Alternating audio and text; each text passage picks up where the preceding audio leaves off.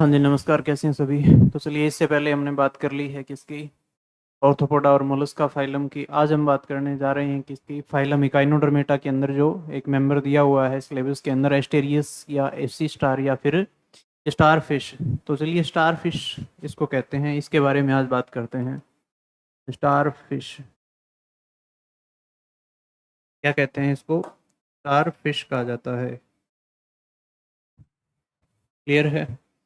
तो star fish की आज स्टडी करते हैं। सबसे पहले बात आती है इसके क्लासिफिकेशन या वर्गीकरण की। तो देखिए, फाइलम आता है इसमें कौन सा, इकाइनोडर्मेटा। फाइलम कौन सा है?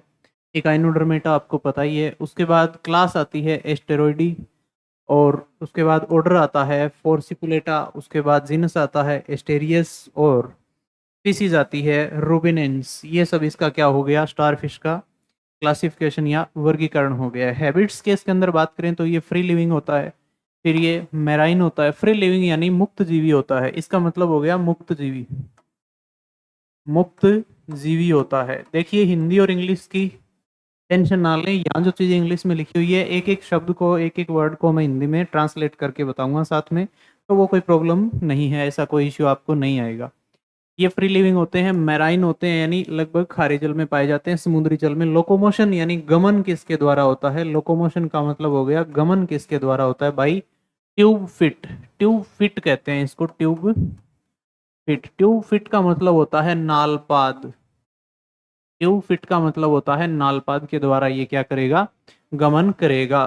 उसके बाद सोलिटरी यानी एकल होता है, यानी ग्रुप में नहीं पाया जाता है, एकल होता है। फिर नॉकटर्नल यानी रात्रिचर होता है। कैसा होता है ये? रात्रिचर होता है। उसके बाद कार्निवोरी यानी मांसाहारी होता है। कैसा होता है? मांसाहारी होता है, जो मांस खाता है। उसके बाद बात आती है फूड इसका क्या होता है। तो क्रस्टेशियन यानी क्रस्टेस होते हैं कुछ, मोलस्कन आदि, और या फिर कुछ पोलिकिट जो होते हैं, पोलिकिट कहते हैं इनको, पोलिकिट कहते हैं। ये क्या होते हैं? इसका फूड होते हैं। कुछ मोलस्का, क्रस्टेशिया या पोलिकिट इसका फूड होते हैं। ऑटोटोमी यानी स्वाच्छोंगन कहते हैं जिसको, एंड रीजनरेशन यानी पुनरुद्भवन पाया जाता है। क्या पाया जाता है? पुनरुद्भवन पाया जाता है। पुनरुद्भवन देखने को इसमें मिलता है। ठीक है, आगे देखिए, एक्सटर्नल मोर्फोलॉजी या बाह्य संरचना क्या है इसकी। एक्सटर्नल मोर्फोलॉजी को कहते हैं बाह्य संरचना। ये कैसी होती है? देखिए, साइज और शेप, साइज एंड शेप कैसी होती है, आकार और आकृति की यदि बात करें तो मोस्टली पेंटा रेडियल होती है, पंच अरीय। पेंटा रेडियल को कहा जाता है पंच अरीय। पंच अरीय सममिति पाई जाती है इसमें, सिमिट्री पाई जाती है। क्योंकि कितनी भुजाएं होती हैं? 5 भुजाएं होती हैं। जब आप देखेंगे इसको तो आपको मिलेगा कैसा, ये 5 भुजाएं इनमें देखने को मिलेंगी, यानी 5 भुजाएं इस प्रकार की आपको देखने को मिलेंगी इनमें। ठीक है, नेक्स्ट देखिए, बात क्या आती है कि अगला है सिमेट्री पंचरीय होती है। उसके बाद साइज इसका 10 से 20 सेंटीमीटर होता है। साइज कितना होता है? 10 से 20 सेंटीमीटर का होता है। फ्लैट होती है यानी चपटी होती है, ये तारा मछली जो है, फ्लैट या चपटे होते हैं ये। Oral and aboral surface present होती है। ओरल का मतलब होता है मुख्य, ओरल का मतलब हो गया मुख्य, और एबोरल का मतलब हो गया अपमुख्य। एबोरल का मतलब क्या हो गया जी? अपमुख्य हो गया। क्लियर है? उसके बाद ओरल सरफेस जो होती है वो वेंट्रल सरफेस पर पाई जाती है यानी ओरल साइज क्या होती है?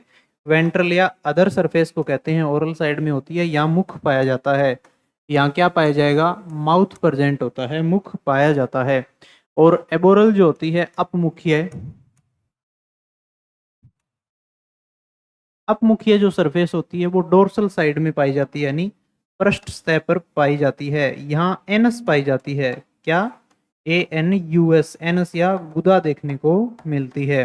तो एक ओरल सरफेस है जो नीचे की ओर है, वेंट्रल सरफेस या अधर सतह पर। एक एबोरल है जो डोर्सल या पृष्ठ सतह पर पाई जाती है। एबोरल जो है वहां पे एनस पाई जाती है, ओरल जो है वहां पे माउथ पाया जाता है इसका। फिर पेडिसिलरी टिश्यू या पेडिसिलरी उत्तक पाए जाते हैं। ये एक प्रकार के क्या होते हैं? उत्तक होते हैं। पेडिसिलरी सेल्स होती हैं इनमें। ये प्रोटेक्शन का काम करती हैं या सुरक्षा का काम करती हैं इकाइनोडर्मेट्स में। क्लियर है? नेक्स्ट देखिए, डर्मल ब्रेंकिया इनमें पाया जाता है। डर्मल यानी स्किन पर, ब्रेंकिया क्या होते हैं, गिल्स ही होते हैं, गलफड़े होते हैं। उसके बाद present on oral and aboral both surface, दोनों साइड पाए जाते हैं। मेड्रीपोराइट नाम का एक छिद्र होता है जो छलनी नुमा होता है, छलनी नुमा होता है, छलनी नुमा ये पाया जाता है। मेड्रीपोराइट क्या होता है, छलनी नुमा छिद्र पाया जाता है। वाटर वेस्कुलर सिस्टम पाया जाता है इनमें। जल संवहनी तंत्र, जल संवहनी, जल संवहनीय तंत्र इनमें देखने को मिलता है। वाटर वेस्कुलर सिस्टम पाया जाता है। क्लियर है। फिर 5 भुजाएं इनमें प्रेजेंट होती है। क्लियर है। 5 आर्म्स इसमें पाए जाते हैं स्टारफिश में, तभी तो पेंटा रेडियल सिमेट्री है। देखिए इसकी जो एक्सटर्नल मॉर्फोलॉजी है इस तरीके से है। ये बीच में क्या होती हैं, डाइजेस्टिव ग्लैंड होती हैं यहाँ पे। ये 5 भुजाएं हैं। पहली बात तो ये तो क्या है, इसकी आर्म्स या भुजाएं हैं। क्लियर है। उसके बाद ये ट्यूब फिट इनमें पाया जाता है। इसमें ट्यूब फिट में आगे फिर एम्पुला, पोडियम वगैरह ये स्ट्रक्चर होती हैं, सक्कर्स होता है, और स्टमक बीच में पाया जाता है। ये इसका डाइजेस्टिव सिस्टम है वैसे।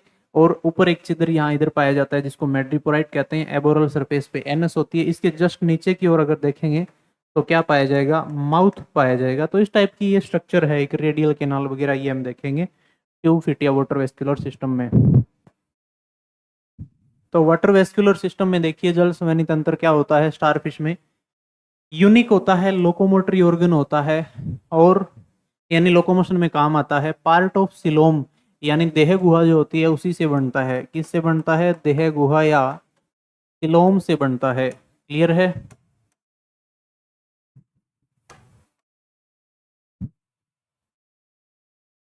किससे बनेगा, सिलोम से बनेगा। क्लियर है। तो अब देखिए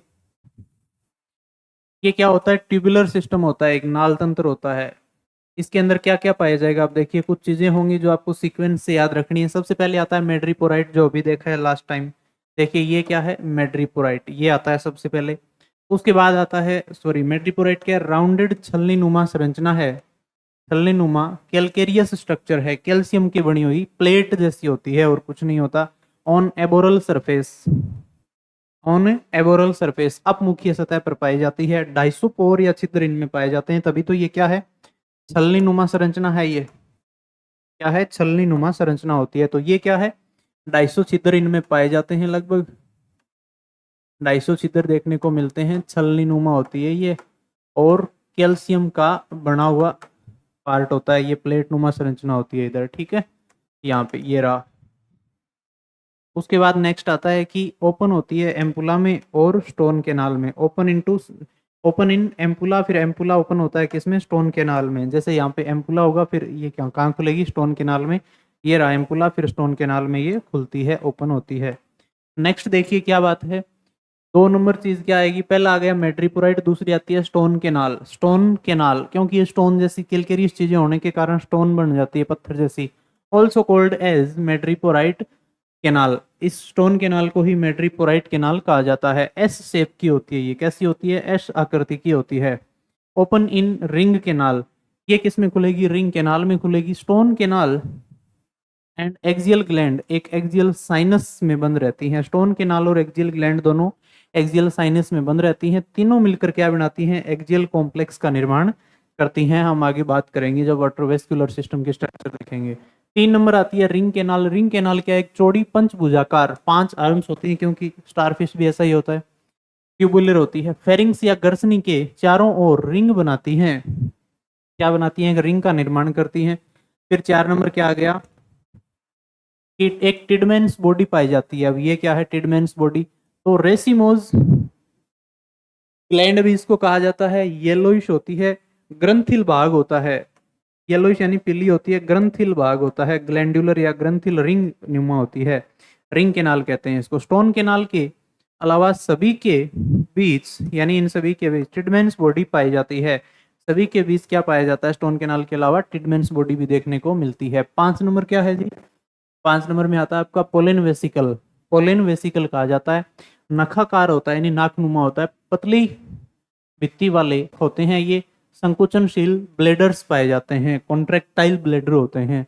6 नंबर क्या आता है, रेडियल केनाल या अरिय नाल कहते हैं इसको। रेडियल केनाल को क्या कहते हैं, अरिय नाल कहा जाता है। क्लियर है? तो अरे ये नाल इसको कहा जाता है। प्रत्येक त्रिज्या पर, यानी इसकी प्रत्येक त्रिज्या पर क्या मिलेगा आपको? रिंग ट्यूब मिलेगी।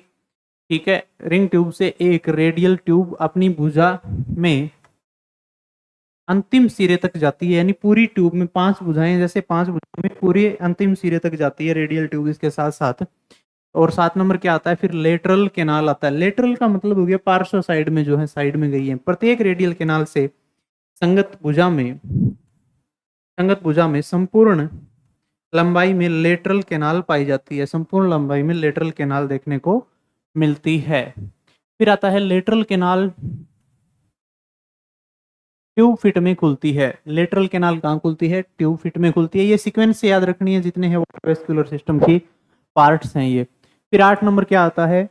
ट्यूब फिट आता है, नालपात जिसको कहते हैं। प्रत्येक भुजा में ट्यूब फिट की 2 पंक्तियां होती हैं। इसके 3 भाग पाए जाते हैं, एम्पुला, पोडियम और सकर। इसके कितने भाग पाए जाएंगे? एम्पुला, पोडियम और सकर। इस प्रकार देखने को हमें मिलेगा ये। तो एम्पुला, पोडियम और सकर 3 भाग इसके मिलेंगे। पोडियम वॉल में अप्रत्यक्ष कनेक्टिव टिश्यू भी पाए जाते हैं। पोडियम की जो भित्ति होती है उनमें क्या पाया जाता है? अप्रत्यक्ष टिश्यू भी मिलते हैं। अप्रत्यास्थ टिश्यू होते हैं, कनेक्टिव टिश्यू। फिर फंक्शन क्या है वाटर वेस्क्यूलर सिस्टम का? तो वाटर वेस्क्यूलर सिस्टम या जल संवहनी तंत्र का सबसे विचित्र तथा रोचक कार्य द्रव चालित दबाव विधि द्वारा इधर उधर गमन करना है। यानी होता क्या है, देखिए, एक साइड जब वाटर का प्रेशर पड़ता है तो ये मूवमेंट करते हैं, लोकोमोशन में हेल्पफुल होती हैं। तो ये फंक्शन होता है किसका? वाटर वेस्क्यूलर सिस्टम का। यानी एक पाइप नुमा संरचना है, ये 5 दिन में वाटर का प्रेशर बढ़ता है, उधर ये क्या करती हैं? लोकोमोशन करती हैं, मूवमेंट या गमन करती हैं। 2 फीट की पतली भित्ति श्वसन क्रिया में गैसों का विनिमय कर सकती है। शरीर को आधार तल पर पकड़ के रखने में भी ये हेल्प करती है। यानी एक तो लोकोमोशन में हेल्प करता है वाटर वेस्कुलर सिस्टम, दूसरा एक सरफेस से अटैच करके रखने में भी हेल्प करता है वाटर वेस्कुलर सिस्टम। नेक्स्ट देखिए बात आती है, ये आपका वाटर वेस्कुलर सिस्टम। लिखा हुआ है कि स्टार फिश के अंदर क्या है? वाटर वेस्कुलर सिस्टम के बारे में बताया गया है। चलिए स्टडी करते हैं इसकी। कि सबसे पहले देखिए इधर क्या आएगा? मैड्रीपोराइट है 1 नंबर पे। ये हमें पता है कैल्शियम का बना हुआ होता है। और क्या होता है? छलनी नुमा होता है, जाली नुमा होता है। ठीक है, उसके बाद अगला क्या आता है? इससे नीचे स्टोन केनाल आती है। फिर क्या आती है? एक स्टोन केनाल के बाद लिखा हुआ है, एक आती है 3 नंबर पे, फिर रेडियल केनाल, सॉरी 3 नंबर पे आती है रिंग केनाल, फिर आती है रेडियल केनाल। फिर क्या आती है आगे? उसके बाद आती है स्टोन केनाल। ठीक है, फिर लेटरल केनाल आती है। यानी ये सारे हैं। फिर टिडमेंस बॉडी, पोलन वेसिकल, यानी इतनी सारी चीजें आती हैं। लास्ट में आता है ट्यूब फिट। ट्यूब फिट में क्या है? 3 चीजें हैं, एम्पुला, पोडियम और सकर। तो ये देखिए एम्पुला, पोडियम और सकर कुछ इस तरीके से बना हुआ है, ये इस तरीके से। तो ये वाला भाग सकर है इसका, ये पोडियम है इसका, सॉरी एम्पुला है इसका, और जो बीच में लगा हुआ है ये पोडियम है। तो एपीएस यानी एम्पुला, पोडियम और सकर लगा हुआ होता है। तो इतना सारा पार्ट होता है इसका। ये एक रिंग है तो रिंग केनाल होती है। यहाँ छोटी सी एक बॉडी संरचना पाई जाती है जिसको टिडमेंस बॉडी कहते हैं। साइड में जो है अगर यानी पार्श्व दिशा में है तो लेटरल केनाल कहलाती हैं। उसके बाद ये जो केनाल है ये स्टोन केनाल है, क्योंकि कैल्शियम का डिकम्पोजिशन हो रहा होता है यहाँ पे। उसके बाद नेक्स्ट है कि रिप्रोडक्टिव सिस्टम में क्या है? तो बहुत सिंपल है, देखिए यूनिसेक्सुअल होता है मोस्टली और प्रीटेंड्रिक होता है। यूनिसेक्सुअल होता है और प्रीटेंड्रिक होता है। यानी क्या पाया जाता है? एक ही सेक्स में यूनिसेक्सुअल पाया जाता है, ये एक लिंगी। प्रीटेंड्रिक क्या होता है? एंड्रिक होता है, एंड्रोशियम से बना हुआ है। एंड्रिक का मतलब यहाँ अगर आप प्लांट बायोलॉजी में पढ़ेंगे तो एंड्रोशियम होता है एक, क्लियर है? एंड्रोशियम पाया जाता है। ये क्या होता है? मेल रिप्रोडक्टिव पार्ट होता है, मेल रिप्रोडक्टिव पार्ट। तो इसका मतलब है कि शुरू शुरू में जो होता है सारे के सारे जो चाइल्ड होते हैं वो एज ए मेल दिखते हैं, पहले मेल का फॉर्मेशन होता है। फिर बाद में क्या हो जाता है? जब ये अडल्ट हो जाते हैं तो क्या बन जाते हैं? मादा या फीमेल बन जाते हैं। क्या बन जाते हैं? मादा या फीमेल का निर्माण इनमें हो जाता है। तो ये प्रीटेंड्रिक कंडीशन होती है। उसके बाद देखिए गोनाड्स या जनद 5 जोड़ी होते हैं, क्योंकि 5 भुजाएं हैं तो हर एक भुजा में एक मिलेगा, जो रिप्रोडक्टिव ग्लैंड की तरह होते हैं। टेस्टिस एंड ओवरी पाए जाते हैं, सेम होते हैं दोनों शेप में, आकृति में देखने में सेम मिलते हैं। टेस्टिस ग्रे कलर के होते हैं, ओवरी पिंक कलर की होती है। पेरीहीमल सिस्टम में पेरीहिमल क्या होता है, ब्लड टाइप का सिस्टम होता है जिसमें जनन ग्रंथि या रिप्रोडक्टिव ग्लैंड पाई जाती है। इसके प्रारंभिक सिरे से एक छोटी सीलियरी गोनाडक्ट निकलती है। गोनोडक्ट यानी जनन नाल जो होती है निकलती है, जो गोनोपोर यानी जनन छिद्र द्वारा बाहर खुल जाती है, ओपन हो जाती है। ये देखिए इस प्रकार से कुछ पाया जाता है। इसका डायग्राम ये है, यानी ये गोनोडक्ट है, फिर ये गोनाड स्पोज यहाँ से क्या निकलती है, गोनोडक्ट निकलती है और फिर गोनोपोर से बाहर ओपन हो जाती है।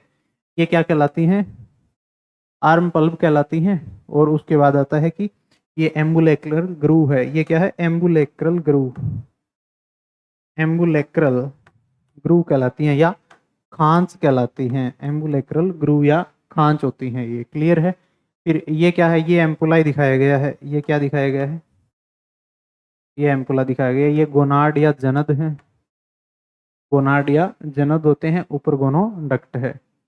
चलिए नेक्स्ट, इस प्रकार से इसकी गोनाड में एक आर्म या भुजा का क्या दिखाया गया है, अनुप्रस्थ परिच्छेद यानी ट्रांसवर्स सेक्शन है एक गोनाड का, टीएस दिखाई गई है। तो इस प्रकार से कुछ मिलेगी आपको, जिसमें यहाँ पे मिलते हैं क्या, पाइलोरिक सिका। कुल मिला के इसकी बाउंड्री यदि आपको नहीं दिख रही है तो इतनी बड़ी है, क्लियर है। फिर इसके अंदर पाई जाती हैं क्या, पाइलोरिक सिका, इसको कहते हैं पाइलोरिक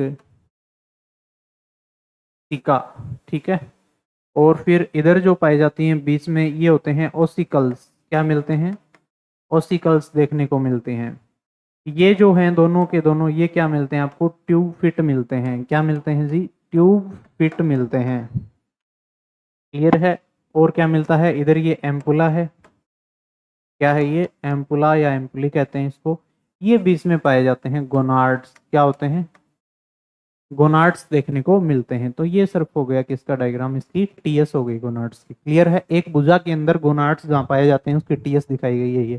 तो चलिए यहाँ तक हमने स्टडी कर ली है किसकी, फाइलम इकाइनोडर्मेटा का जो एक मेंबर आपके दिया गया है एस्टेरियस या स्टारफिश जिसको कहते हैं। इसका क्लासिफिकेशन यानी वर्गीकरण, उसके स्ट्रक्चर, इसकी मॉर्फोलॉजी वगैरह, इसका केनाल सिस्टम या वाटर वेस्कुलर सिस्टम, इसका ट्यूब फिट देख लिया, इसका लोकोमोशन कैसे करता है। फिर उसके बाद हमने देख लिया कि इसके रिप्रोडक्टिव सिस्टम क्या है। तो नेक्स्ट हम बात करेंगे किसके बारे में, जो हेमिकोर्डेटा का एक बेलनोग्लोसस मेंबर दिया गया है उसके बारे में। चलिए, थैंक यू सो मच।